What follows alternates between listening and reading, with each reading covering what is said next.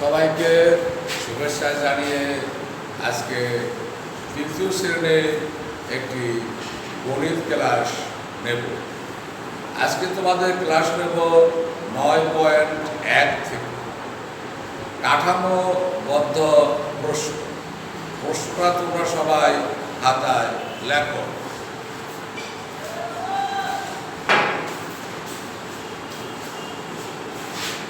রহিমের বাড়ি 3 মিটার দৈর্ঘ্য এবং 70 সেন্টিমিটার প্রস্থের একটি টেবিল আছে।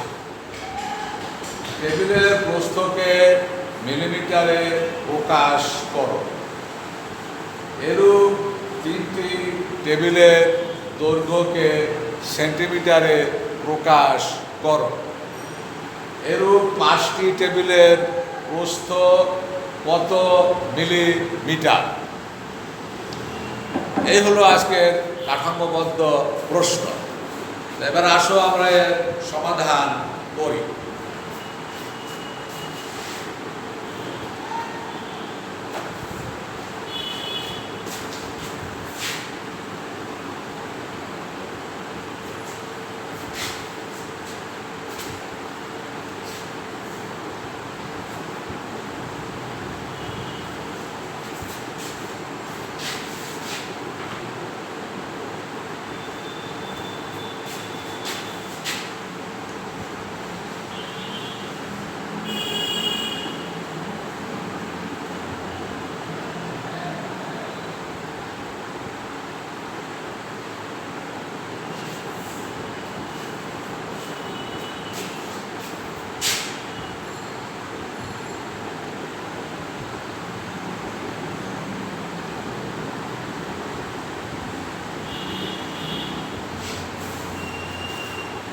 টেবিলের প্রস্থ 70 সেন্টিমিটার।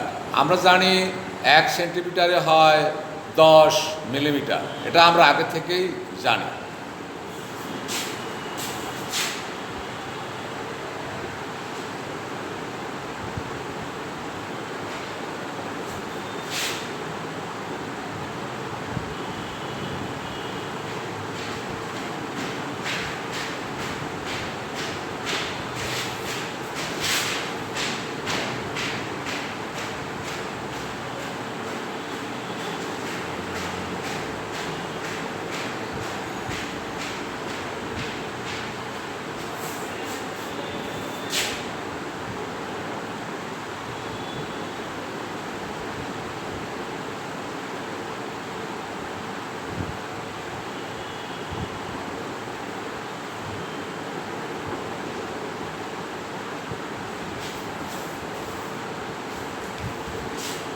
লক্ষ্য করা, 1 সেন্টিমিটার সমান 10 মিলিমিটার। সেন্টিমিটারকে 10 দিয়ে গুণ করলে মিলিমিটার হয়ে যায়। 70কে 10 দিয়ে গুণ করলে হয় 700 মিলিমিটার। মিলিমিটারকে সংক্ষেপে মিমি লেখা যায়। 700 মিলিমিটার হলো এর উত্তর। এসো এবার আমরা খ নাম্বার করি।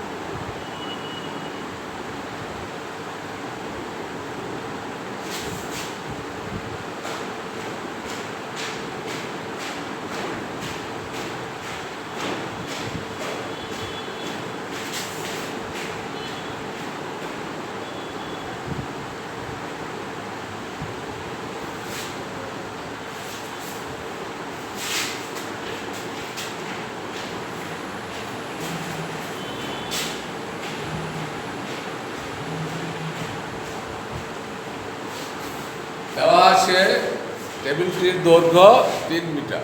তাহলে এরকম 3টা টেবিলের দৈর্ঘ্য কত হবে? 3 দিয়ে গুণ।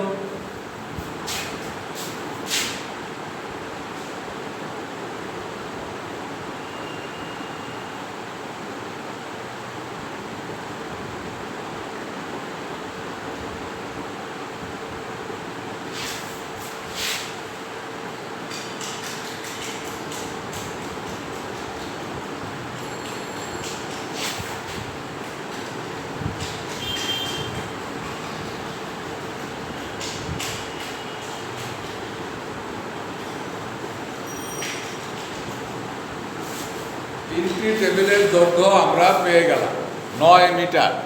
9 মিটার।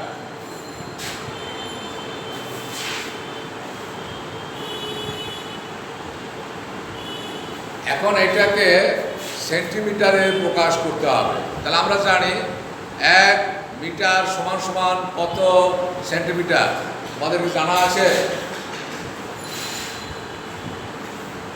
1 মিটার সমান সমান 100 সেন্টিমিটার। এগুলো তোমাদের মুখস্থ থাকার কথা।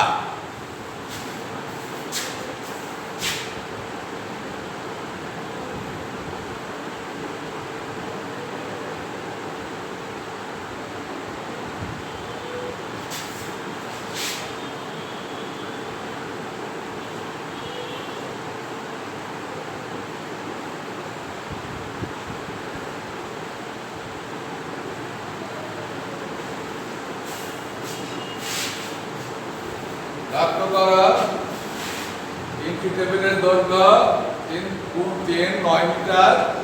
তাহলে 9 মিটারে কত সেন্টিমিটার হবে? একে 100 দিয়ে গুণ করতে হবে। কেন? যে আমরা জানি 1 মিটার সমান সমান 100 সেন্টিমিটার। এই যে 100 দিয়ে গুণ।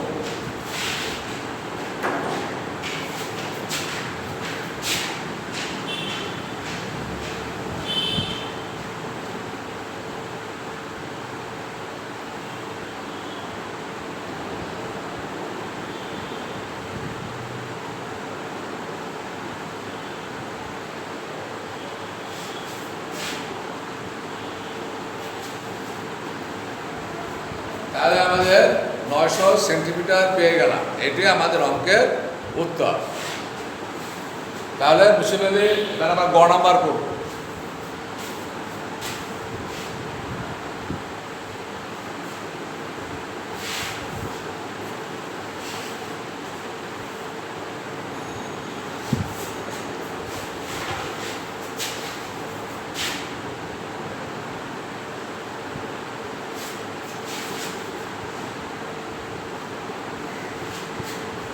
এরূপ 5টি টেবিলের প্রস্থ কত মিলিমিটার?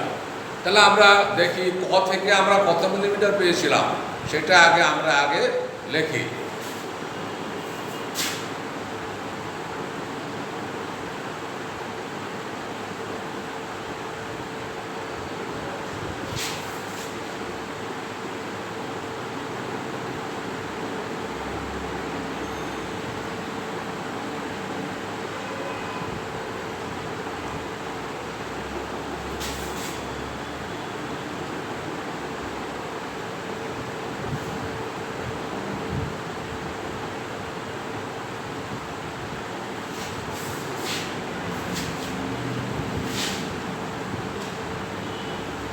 আমরা দেখেছিলাম যে ক নাম্বারে করেছিলাম যে প্রথম টেবিলটা যে প্রস্থ ছিল 70 সেন্টিমিটার, সেটাকে আমরা মিলিমিটারে প্রকাশ করেছিলাম। এখন আমাদের বের করতে হবে 5টা টেবিলের প্রস্থ কত মিলিমিটার। এটাই ক নাম্বারে চাওয়া হয়েছে। তো আমরা জানি ক থেকে পাই যে একটি টেবিলের প্রস্থ 700 মিলিমিটার। ক হতে পায় একটি টেবিলের প্রস্থ 700 মিলিমিটার। এখন এখানে বলেছে এরূপ 5টি টেবিলের প্রস্থ কত, 5 দিয়ে গুণ।